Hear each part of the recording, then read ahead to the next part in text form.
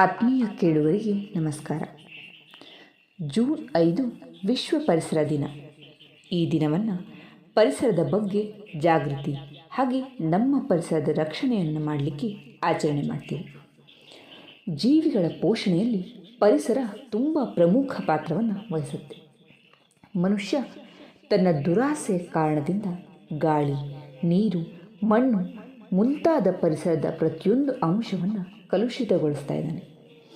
ಮನುಷ್ಯ ತನ್ನ ಅಭಿವೃದ್ಧಿಗಾಗಿ ತನಗೆ ಅರಿವಿಲ್ಲದಂತೆ ಪರಿಸರವನ್ನು ಹಾಳು ಮಾಡ್ತಾ ಇದ್ದಾನೆ. ವಿಶ್ವ ಪರಿಸರ ದಿನವನ್ನು 1974ರಲ್ಲಿ ವಿಶ್ವಸಂಸ್ಥೆ ಅನುಮೋದನೆಯೊಂದಿಗೆ ಆರಂಭ ಮಾಡಲಿಕ್ಕಾಯಿತು. ಪರಿಸರಕ್ಕೆ ಸಂಬಂಧಿಸಿದಂತೆ ಹಲವಾರು ಕಾರ್ಯಕ್ರಮಗಳನ್ನು ಕೂಡ ಅವತ್ತು ಕೈಗೊಳ್ಳಲಾಯಿತು. ಈ ವಿಶ್ವ ಪರಿಸರ ದಿನವು ಪರಿಸರವನ್ನು ಸ್ವಚ್ಛ ಮಾಡುವ ಅಭಿಯಾನ ಆಗಿದೆ. ಇದನ್ನು ಸುಮಾರು 100ಕ್ಕೂ ಹೆಚ್ಚು ದೇಶಗಳು ಆಚರಣೆ ಮಾಡುತ್ತೆ.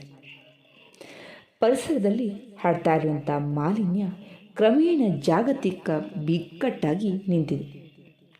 ಅದರ ಬಗ್ಗೆ ಜನರಿಗೆ ಅರಿವು ಮೂಡಿಸುವ ದಿನವೇ ಈ ಪ್ರಕೃತಿ ದಿನ.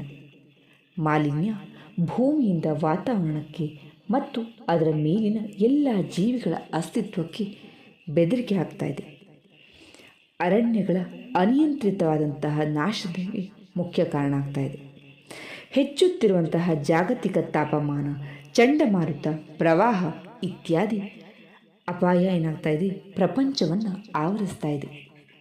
ಈ ಬಗ್ಗೆ ಜಾಗೃತವಾಗಿರುವಂತೆ ವಿಜ್ಞಾನಿಗಳು ಮತ್ತು ಪರಿಸರ ತಜ್ಞರು ನಿರಂತರವಾಗಿ ಸಲಹೆ ನೀಡ್ತಾ ಇದ್ದಾರೆ. ಇಂತಹ ಪರಿಸ್ಥಿತಿಯಲ್ಲಿ ಪ್ರತಿಯೊಬ್ಬರಿಗೂ ಗಿಡ ನೆಡುವ ಅಗತ್ಯ ಇದೆ. ನೀವು ಒಂದು ಮರವನ್ನು ಕತ್ತರಿಸಿದರೆ ನಿಮ್ಮ ಮುಂದಿನ ಪೀಳಿಗೆಗಾಗಿ 100 ಮರಗಳನ್ನು ನೆಡುವ ಅವಶ್ಯಕತೆ ಇದೆ. ಇದು ನಿಮಗಾಗಿ ಅಲ್ಲ. ಹಾಗೆ ಇದರ ಜೊತೆಯಲ್ಲಿ ಪರಿಸರ ದಿನಕ್ಕೆ ಸಂಬಂಧಪಟ್ಟಾಗಿ ಹಲವೊಂದಿಷ್ಟು ಕಾರ್ಯಕ್ರಮಗಳನ್ನು ಹಮ್ಮಿಕೊಳ್ಳುವ ಅವಶ್ಯಕತೆಯೂ ಇದೆ. ಪರಿಸರಕ್ಕೆ ಸಂಬಂಧಿಸಿದ ಸಮಸ್ಯೆಗಳ ಬಗ್ಗೆ ಸಾರ್ವಜನಿಕರಲ್ಲಿ ಜಾಗೃತಿಯನ್ನು ಮೂಡಿಸಬೇಕು. ಪರಿಸರ ಸ್ನೇಹಿ ಅಭಿವೃದ್ಧಿಪಡಿಸಲಿಕ್ಕೆ ಅಭಿಯಾನವನ್ನು ಆರಂಭಿಸಬೇಕು. ಗಿಡ ಮರಗಳನ್ನು ಬೆಳೆಸುವಂತೆ ಜನರಲ್ಲಿ ಪ್ರೇರೇಪಿಸಬೇಕು. ಪರಿಸರದ ಪ್ರತಿಯೊಂದು ಜೀವಿಗೂ ಎಷ್ಟು ಮುಖ್ಯ ಅನ್ನೋದನ್ನು ಅರಿವು ಮೂಡಿಸಬೇಕು.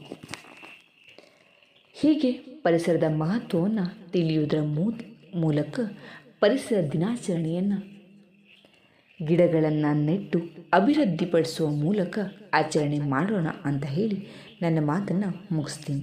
ಧನ್ಯವಾದ.